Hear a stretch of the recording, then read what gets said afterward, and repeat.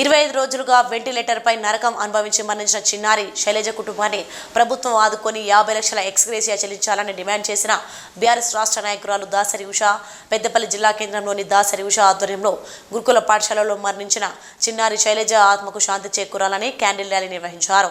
ఈ సందర్భంగా దాసరి ఉష మాట్లాడుతూ కాంగ్రెస్ ప్రభుత్వం గురుకులాల్లో చదువుకునే విద్యార్థులను పట్టించుకోవడం లేదని, అలాగే పిల్లలు తరచూ అస్వస్థ గురి కావడం పిల్లల ప్రాణాలకు ప్రమాదంగా మారుతున్నాయన్నారు.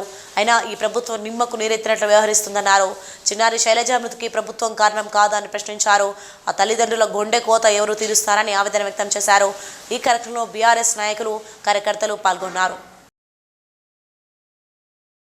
ఇది బరాబర్ కాంగ్రెస్ ప్రభుత్వం హత్య అని అంటాం. ఎందుకంటే కేవలం వాళ్ళ వాంకిడి గురుకుల పాఠశాలలో మాత్రమే కాదు, మొత్తం రాష్ట్రం మొత్తంలో దాదాపు 48 మంది గురుకులాల్లో చదువుకునే విద్యార్థులు రకరకాల కారణాల వల్ల చనిపోవడం జరిగింది.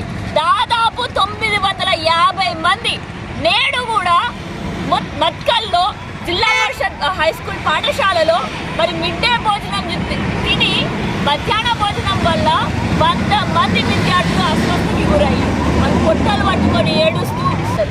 మరి నేడు ఈ చావులో మనకి కూడా ఆ భాగం ఉన్నదని మర్చిపోవద్దు. నేడు రేవంత్ రెడ్డి గారికి ఆ కుర్సీ ఇచ్చినామనంటే విద్యాశాఖ నేడు అతని చేతుల్లోనే ఉంది అంటే, సాంఘిక సంక్షేమ శాఖ నేడు అతని చేతుల్లోనే ఉంది అని అంటే మనందరమే తీసుకుపోయి పెట్టినట్టు. అందుకనే ప్రతి ఒక్క తెలంగాణ పౌరులందరినీ కూడా గొంతు విప్పాలి అని చెప్పేసి కోరుకుంటూ, అదేవిధంగా బీఆర్ఎస్ పార్టీ నుంచి వెంటనే ఆ బిడ్డకు కోల్పోయినందుకు వాళ్ళ తండ్రులకి మనం ఎంతగానో వాళ్ళ బాధను దూరం చేయలేము.